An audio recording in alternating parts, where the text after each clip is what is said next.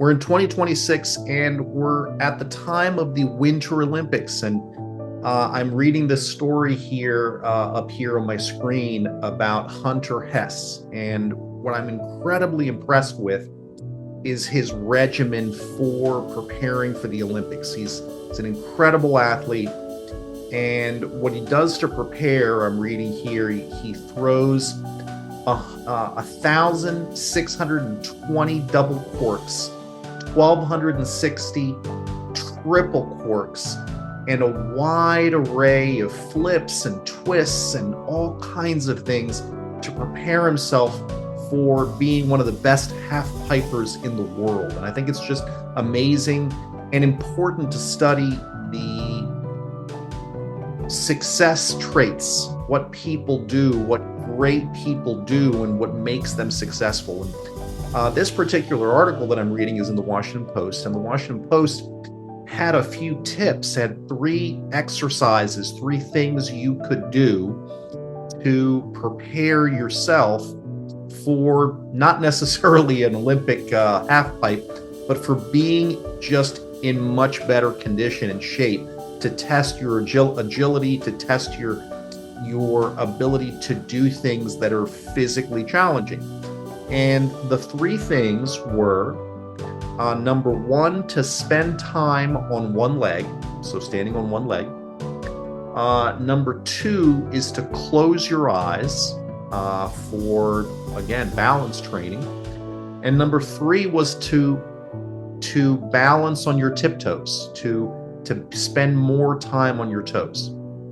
And I thought that these 3 things were a really good analogy, not just for how we can push ourselves from a physical perspective, but really how we can push ourselves from a life perspective. And let me break that down. So spending time on one leg, right? What that really is a discussion of imbalance, right? Or to some degree, uncertainty. And what I've shared in the past with some of my coaching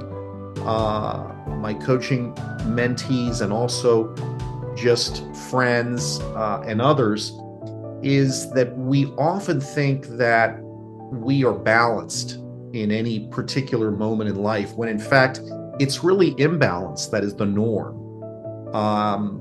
Really, we're moving from one thing to the next constantly, day in and day out. And while there may be certain things that we repeat over and over again, generally speaking, we're doing very different things every day.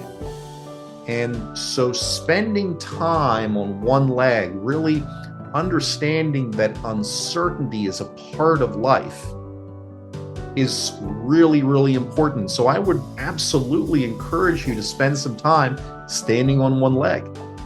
See how long you can balance for. And take this as an analogy for the rest of your life. How long can you manage some degree of uncertainty in areas where maybe you're anxious or fearful? Because if you can stretch in those areas there, if you can practice being a little more uncertain and being okay with it, you will likely be much better off for it.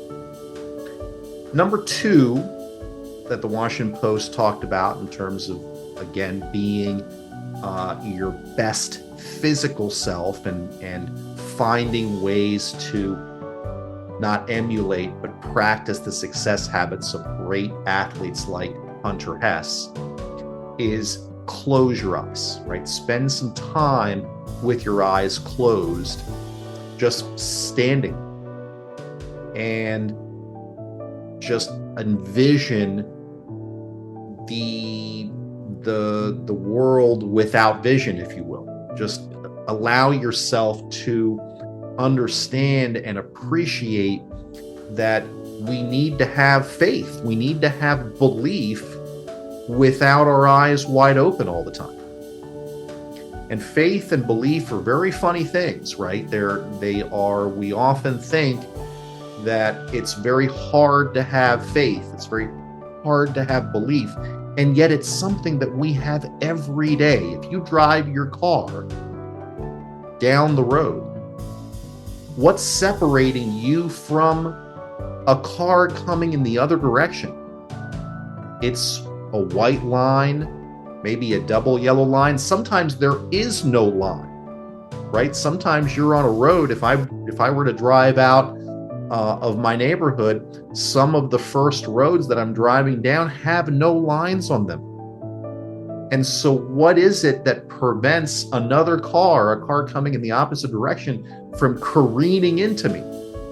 Well, belief, faith, that I know that here in the US that we drive predominantly on the right side of the road, and that the other driver that's coming in the other direction is driving on their right side of the road, on my left side of the road. Where does that come from? That is strictly belief. It's strictly faith in others understanding the rules of the road. And so it can be that having faith, that working on our belief in areas where we might think it may be very difficult to have faith, maybe in a situation or in a person, can really need some work, that we can do work to have more faith, to believe a bit more. And the way to do that is just close your eyes. Just have faith that the person or the situation will help, will resolve itself, will get to where you need to go.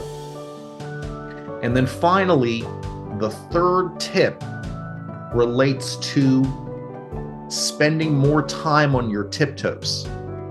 Spending more time on your tiptoes. And I think this really is a great analogy for stretching yourself, right?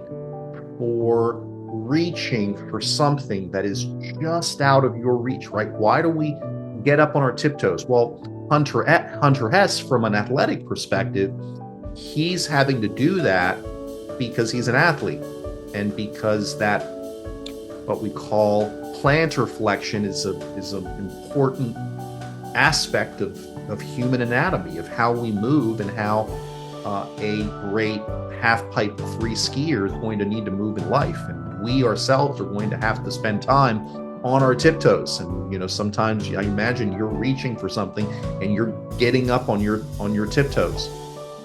Or are you not getting up on your tiptoes? Are you avoiding that? Are you instantly not stretching? Are you going for the ladder? And I'm not saying that there's anything wrong with a ladder, but we need to spend a little bit more time stretching our bodies without tools, without crutches, without things that will allow us to get to where we want to go. So I think that analogy of being on our tiptoes, sometimes of stretching a little bit more, is really important. And in fact, that's something that's incredibly important for human development. I have a 2-year-old, and part of her development has her reaching for things that are just out of her grasp. And it's been scientifically shown that that's critically important for the development of her fine motor skills, of her sense of balance and physical awareness, that some things be just out of her reach and her really have an opportunity to grasp for those things, that's actually an important trait. And I would argue that that stretching, that those activities of being on our tiptoes are just beyond, that never goes away. We have to constantly do those things, because those are the things that help to keep us reaching for what we really want. And it's when we stop reaching that we stop growing and that we stop living. So I hope these 3 things, these 3 tips for not only being a great physical person, right, to being not necessarily being a Hunter Hess, but being a great, just in your best shape. I hope these 3 tips from the Washington Post were interesting to you, and I hope the analogy as it relates to our everyday lives will help you and yours. Have a great one and talk soon.